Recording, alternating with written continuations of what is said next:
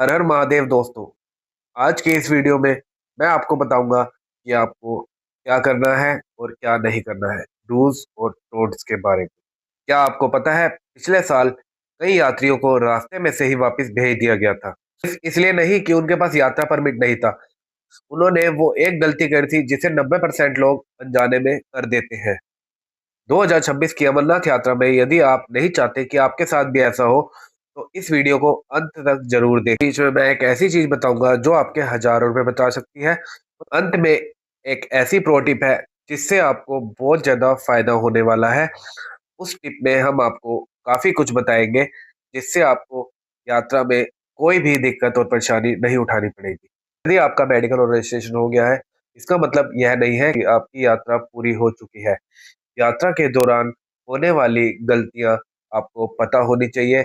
आज के इस वीडियो में हम आपको वो गलतियां और जो आपको करना है वो बताएंगे, डूज और डोंट्स बताएंगे, जिससे आपको यात्रा करने में बहुत आसानी होगी और आपकी यात्रा पूरी सुखमय और सुखद होएगी। तो स्टार्ट करते हैं अपने वीडियो को। तो सबसे पहले हम बात करते हैं उन चीज़ों की जो आपको जरूर करनी है। आरएफआईडी कार्ड गले में जरूर पहने। जम्मू या श्रीनगर से रजिस्ट्रेशन के बाद अपना आरएफआईडी कार्ड गले में जरूर पहने जब तक आपकी यात्रा कंप्लीट ना हो जाए। आरएफआईडी के कार्ड के बिना एंट्री मुमकिन नहीं है। इसे यात्रा के अंत तक संभाल कर रखें। अपने गर्म कपड़े साथ में लेकर चले, जिसमें कि एक गर्म इनर, गर्म पजामी, विंड शीटर, ऊपर गर्म जैकेट, सर पर गर्म टोपी और ग्लव्स, गर्म जुराब, सिंथेटिक शूज, जो कि बहुत जरूरी है। आपको कभी भी गर्म कपड़ों की वहां पर जरूरत पड़ सकती है, क्योंकि कभी भी बारिश हो जाती है, कभी भी ठंड हो जाती है। और हाँ, बारिश के नाम पर याद आया, रेन कोट जरूर रखें, क्योंकि जब वहाँ बारिश होती है तो लगातार कई दिनों तक बारिश हो सकती है। बीच में रुकती भी है, लेकिन रेगुलर बारिश होती रहती है, कभी सुबह कभी शाम। तो रेन कोट बहुत जरूरी है। रोज 4-5 किलोमीटर पैदल चलने की आदत डाल ले और यात्रा से 1 महीने पहले ये काम शुरू कर दें। और या ब्रीदिंग एक्सरसाइज भी शुरू कर दें, जिससे आपको हाई एल्टीट्यूड पे सांस लेने में कोई दिक्कत ना आए। इसलिए एक्सरसाइज करना बहुत जरूरी है।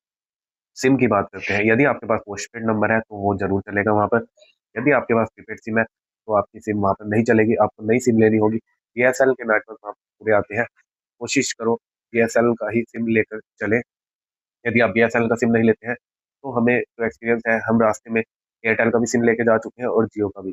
जियो के नेटवर्क ज़्यादा आते हैं, तो कोशिश करें जियो का सिम लेकर जाएँ। यदि आप बीएसएनएल का सिम नहीं लेते हैं तो एयरटेल के सिम के नेटवर्क बहुत कम आते हैं। एयरटेल का सिम लेने का कोई फ़ायदा नहीं है। तो इस चीज़ का ध्यान रखें। आपका वहाँ पोस्टपेड नंबर चलेगा, प्रीपेड नंबर नहीं चलेगा। अगर प्रीपेड नंबर चलाना है तो आपको वहीं का नंबर लेना होगा। अपना नंबर लेने के लिए आधार कार्ड ज़रूर लेकर जाएँ। पानी की अहमियत। यात्रा के दौरान थोड़ी-थोड़ी दूर चलने के बाद एक-एक घूँट पानी पीते रहें, क्योंकि हाई एल्टीट्यूड पर डिहाइड्रेशन के कारण सर दर्द, उल्टी या फिर कोई भी दिक्कत आपको हो सकती है। पानी की कमी ना होने दें, पानी पीते रहें। अगर आप पानी सही तरीके से पीते रहेंगे तो हो सकता है आपको ऐसी कोई दिक्कत ना हो और आप अपनी यात्रा बिल्कुल सही तरीके से कर सकें। जो भी बातें मैंने आपको बताई हैं, जो आपको करनी है, ये सब हम करके देख चुके हैं, ये हमारा एक्सपीरियंस है, इसलिए हम आपको सजेस्ट कर रहे हैं, हम आपको ये बातें रिकमेंड कर रहे हैं, क्योंकि ऐसा करने से आपको यात्रा करने में बहुत आसानी रहेगी और कोई दिक्कत नहीं होगी। रास्ते में लंगर में टॉफ़ी भी देते हैं, टॉफ़ी को साथ में लेकर चलें और टॉफ़ी चूसते रहें, जिससे गला नहीं सूखता है। यदि आपका गला नहीं सूखेगा, तो भी आपको यात्रा करने में कोई दिक्कत नहीं होगी, बार-बार पानी पीने की भी ज़रूरत नहीं पड़ेगी। लेकिन पानी का एक-एक घूँट लगाते रहें हर एक आध किलोमीटर के बाद, जिससे आपके शरीर में पानी की कमी के कारण आपको डिहाइड्रेशन ना हो। डोंट्स ये बिल्कुल ना करें। अब हम आते हैं सबसे ज़रूरी पार्ट पर कि आपको जो चीज़ें बिल्कुल नहीं करनी है यात्रा के दौरान। तो इन बातों को बिल्कुल ध्यान से सुनें, ताकि आपकी यात्रा में कोई भी अड़चन ना आए। चाहे आप पहलगाम से यात्रा करें या बालटल से। शॉर्टकट ना लें। शॉर्टकट लेने से ऑक्सीजन की दिक्कत भी होती है और गिरने का, फिसलने का, खाई में गिरने का डर भी रहता है। क्योंकि यदि आप शॉर्टकट लेंगे और एकदम से चढ़ेंगे तो आपको साँस फूलेगी, जिससे आपको ऑक्सीजन की दिक्कत हो सकती है। तो ऐसा बिल्कुल ना करें। खाली पेट ना रखें। भले ही आपको भूख ना लग रही हो, फिर भी थोड़ा-थोड़ा खाते रहें, ताकि आपको चलने की ताकत मिलती रहे।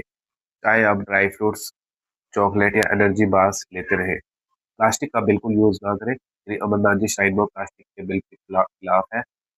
रास्ते में कूड़ा न फैलाएं, अपने कूड़े को डस्टबिन में ही डालें, पहाड़ों को साफ रखें। फास्ट वॉकिंग ना करें क्योंकि यह यात्रा वन साइडेड पहलगाम से 35 किलोमीटर से ऊपर है, तो आपको धीरे-धीरे चलना है और जब बीच में आपको लगे कि मुझे आराम चाहिए, तो वहाँ रुककर, बैठकर आराम भी करें। क्योंकि यदि आप लगातार चलते रहेंगे तो आपकी साँस फूलेगी और आपको ऑक्सीजन की कमी महसूस होएगी। ऐसा बिल्कुल ना करें, बीच-बीच में आराम करते रहें और यात्रा को जारी रखें।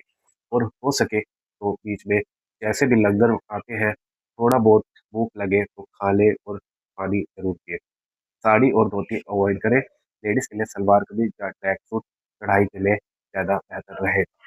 साड़ी और धोती से आप कभी भी रास्ते में फिसल सकते हैं या आपको पैर के नीचे कई बार कपड़ा आ जाता है, तो गिरने का डर रहता है। तो कृपया आप सलवार कमीज या फिर ट्रैक सूट पहनकर ही चढ़ाई करें।